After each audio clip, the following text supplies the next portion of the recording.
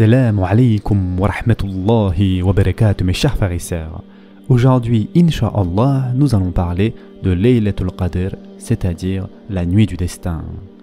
Mes chers frères et sœurs en islam, d'après Abu Hurayra radiallahu an, le prophète sallallahu alayhi wa sallam a dit: celui qui jeûne le mois de Ramadan avec foi et dans l'espoir d'obtenir la rétribution d'Allah, tous ses péchés passés lui seront pardonnés. Et celui qui veille Laylat al-Qadr, c'est-à-dire la nuit du destin, en prière, avec foi et dans l'espoir d'obtenir la rétribution d'Allah, tous ses péchés passés lui seront pardonnés. Et ce hadith a été rapporté par Bukhari et Muslim. Mes chers frères et sœurs en islam, les 10 dernières nuits du Ramadan approchent et apportent avec elles un nombre incalculable de bienfaits et de bénédictions. Après 20 jours, le jeûne pourrait être devenu une habitude et la routine pourrait s'installer, les actes d'adoration pourraient s'être vus diminuer pour certains. Ces nuits marquent la fin du mois qu'a préféré Allah Azza wa Jal pour les croyants. Et parmi celles-ci se trouve celle qui déterminera l'année à venir. Cette dernière ligne droite se présente alors comme l'occasion de se racheter et de se parfaire. Mes chers frères et sœurs en islam, qu'est-ce qui nous a été rapporté sur les 10 dernières nuits ? Dans un hadith rapporté par Muslim et Bukhari, il a été authentiquement établi que notre prophète sallallahu alayhi wa sallam redoublait d'efforts dans ses actes d'adoration. Et en effet, Aïcha radiallahu anha dit: les 10 dernières nuits arrivées, le messager d'Allah serrait le mizar, veillait sa nuit et réveillait sa famille. Et ce hadith a été rapporté par Bukhari et Muslim. Nous y apprenons donc 3 pratiques du prophète sallallahu alayhi wa sallam. Tout d'abord, il serrait le mizar. Les savants s'accordent pour dire qu'il est ici métaphoriquement indiqué qu'il s'isolait de ses femmes pour se consacrer pleinement aux actes d'adoration envers Allah Azza wa Jal. Ensuite, il veillait sa nuit, ou dans certaines variantes du hadith, il faisait vivre ses nuits. En effet, le prophète sallallahu alayhi wa sallam avait pour habitude de veiller et de prier la nuit sur toute la durée du Ramadan, mais les 10 dernières étaient pour lui encore plus intenses que les 20 premières. Et Abu Dharr radiallahu an disait: nous avons jeûné Ramadan avec le prophète sallallahu alayhi wa sallam et il ne nous a pas fait de prière nocturne jusqu'à ce qu'il ne soit resté que 7 nuits. Il nous a guidés alors à la prière jusqu'au tiers de la nuit. Il a fait de même pour les nuits suivantes. Il n'a cessé de prolonger la prière jusqu'à ce que nous craignîmes que l'heure du suhour soit arrivée. Et enfin, le prophète sallallahu alayhi wa sallam réveillait sa famille. Il est certifié que le prophète sallallahu alayhi wa sallam frappait à la porte de Fatima radiallahu anha et de Ali radiallahu an pour leur dire: ne devriez-vous pas vous lever pour prier? À cela s'ajoutent différents textes et hadiths encourageant les époux à se réveiller mutuellement pour accomplir les actes d'adoration. Et Al-Hassan al-Basri a dit: une vie dont la première partie a été ratée mérite de voir sa fin réformée.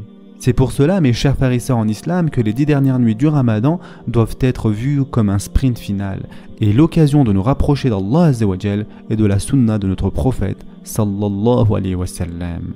Elles sont un moyen de rattraper les manquements cumulés durant les 20 premiers jours et l'année écoulée, de prendre de nouvelles habitudes et de s'y tenir sur l'année à venir. Il est ainsi recommandé de multiplier les prières, notamment les prières groupées lorsqu'elles sont possibles, d'intensifier sa lecture du Coran avec humilité et méditation. Le mois de Ramadan, comme vous le savez, est celui du Coran. Et en effet, Allah Azza wa Jal dit dans le Coran: ces jours sont le mois de Ramadan au cours duquel le Coran a été descendu comme guide pour les gens et preuve claire de la bonne direction et du discernement. Surat al-Baqarah, verset 185. Il faut aussi encourager sa famille à multiplier les actes d'adoration et de méditation. Il faut délaisser les péchés et égarements qui rythment trop souvent notre quotidien. Il faut aussi répéter lors de ces invocations, comme Aïcha radiallahu anha nous rapporte: j'ai dit au messager d'Allah: vois-tu, si je sais dans quelle nuit est la nuit du destin, que dois-je dire durant cette nuit? Le prophète sallallahu alayhi wa sallam a dit: tu dis: ô Allah, certes tu effaces les péchés et tu aimes les effacer, ainsi efface mes péchés. C'est-à-dire: Allahumma innaka afuwun tuhibbul afwa fa'fu anni. Et ce hadith a été rapporté par Tirmidhi. Il faut aussi multiplier les aumônes. Tirmidhi, Al-Bayhaqi et Ibn Hajar ont rapporté d'après Anas ibn Malik radiallahu an qu'on a dit au prophète sallallahu alayhi wa sallam laquelle des charités est meilleure. À quoi le prophète sallallahu alayhi wa sallam a répondu: la meilleure des charités est celle accomplie pendant le Ramadan. Et enfin, mes chers frères et sœurs, bien évidemment, il faut rechercher avec sincérité Laylat al-Qadr, c'est-à-dire la nuit du destin. Mes chers frères et sœurs en islam, quels sont donc les bienfaits de Laylat al-Qadr? Étymologiquement, deux sens peuvent être attribués au mot Qadr. Tout d'abord, vénération ou honneur. Il faut y comprendre qu'il s'agit d'une nuit très importante dont les bienfaits sont multiples et recherchés. Celui qui veille cette nuit grandit son honneur. Et enfin, bien évidemment, il y a le mot Qadr qui se traduit par destin ou décret, qui souligne les pouvoirs de cette nuit sacrée accordée par Allah Azza wa Jal. En effet, c'est durant Laylat al-Qadr que les décrets de l'année à venir sont ordonnés. Allah Azza wa Jal dit dans le Coran Hamim, par le livre, c'est-à-dire le Coran explicite, nous l'avons fait descendre en une nuit bénie. Nous sommes en vérité celui qui a averti, durant laquelle est décidé tout ordre sage. Surat al-Dukhan, versets 1 à 4.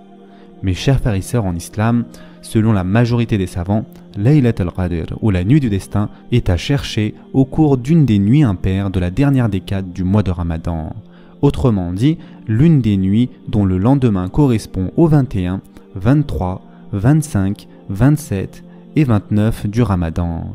Il faut comprendre, mes chers frères et sœurs, que ses mérites sont multiples et ses bienfaits sont inestimables.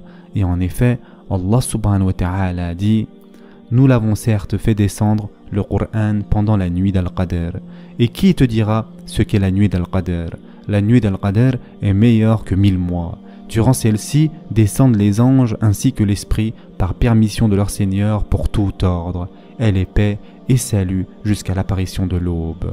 Surat Al-Qadr, versets 1 à 5. Comme Allah Azza wa Jal dit donc, la nuit du destin vaut plus que 1000 mois réunis. Il faut comprendre ici que celui qui prie et se consacre à Allah Azza wa Jal durant la nuit d'Al-Qadr aura prié l'équivalent de 83 années et 4 mois. Elle est la nuit du pardon. Celui qui se repent et pratique al-istighfar durant la nuit du destin verra s'effacer tous ses péchés de l'année écoulée. C'est pour cela que répétons sans cesse l'invocation recommandée par notre prophète sallallahu alayhi wa sallam: Allahumma innaka afuwun tuhibbul afwa fa'fu anni. Et enfin, Allah Azza wa Jal exauce toutes les invocations formulées durant cette nuit. Il a été rapporté par Ibn Kathir que de nombreux anges descendent en cette nuit car il est béni, et ils descendent quand la bénédiction et la miséricorde d'Allah Azza wa Jal descendent, tout comme ils descendent quand le Coran est récité, et ils entourent les cercles d'évocation, c'est-à-dire les réunions où Allah Azza wa Jal est évoqué, et ils battent des ailes par respect pour celui qui recherche sincèrement le savoir. Profitons donc de ces 10 dernières nuits de Ramadan pour nous purifier des erreurs du passé et préparons avec foi et sincérité l'année à venir. Ces nuits représentent des moments privilégiés pour intensifier la prière, la lecture du Coran, les actes de charité, al-istighfar et bien sûr le dhikr.